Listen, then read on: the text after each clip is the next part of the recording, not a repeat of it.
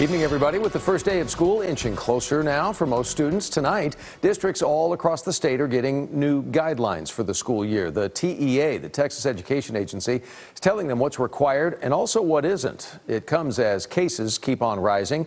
In 5 weeks, Texas has seen a 5-fold increase in the number of people sick enough to send to hospitals due to COVID-19. And case counts, they're not showing any sign of slowing down either, rising at a rate that puts the state on track to surpass the previous worst days of the pandemic back in mid-January. Tonight, the Arlington School Board, we know, is discussing their plans for the health and safety of students and teachers and staff, all for the upcoming school year. Aaron Jones was in Arlington to see what the district and parents have to say. During tonight's school board meeting, the district received praise for canceling their upcoming in-person welcoming event for staff. This is not the time for unnecessary in-person gatherings, especially gatherings that large. Our community is currently raging again with COVID, and we know that it's really not safe.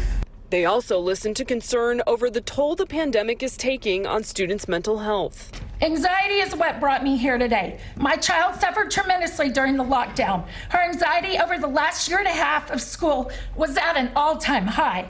During tonight's Arlington ISD school board meeting, school board members listened to parents and staff about their concerns and what they think works before presenting their own guidelines and expectations for this upcoming school year. Tonight, voting unanimously to no longer require contact tracing, health screenings, mask wearing, and physical barriers. If a student or staff member tests positive for COVID-19, they will need to quarantine for 10 days. Then they can return if they're symptom-free. Staff members will receive immediate paid leave for 10 calendar days. Makeup work will be allowed for students. Education must continue in whatever format we're delivering it. The intent behind this is also to make sure that we keep safe not only our students, but our teachers.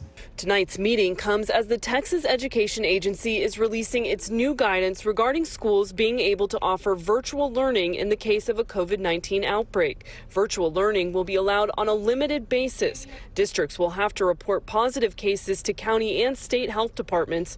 No contact tracing will be required.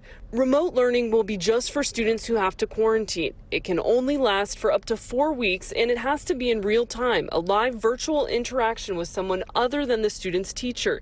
This can be a substitute, or the school can hire more staff. In Arlington, Aaron Jones, CBS 11 News. One organization that advocates for schools in Texas wants Governor Abbott to reconsider his total ban on mask rules in public schools. The Texas Association of School Boards says that they wrote a letter to the governor asking him to give schools some flexibility. The TASB wants Governor Abbott to allow schools to mandate masks when they think health conditions warrant it. Also, they're asking the state to fund a virtual learning option as well for students. As of right now, the state is only providing funding for full in-person learning.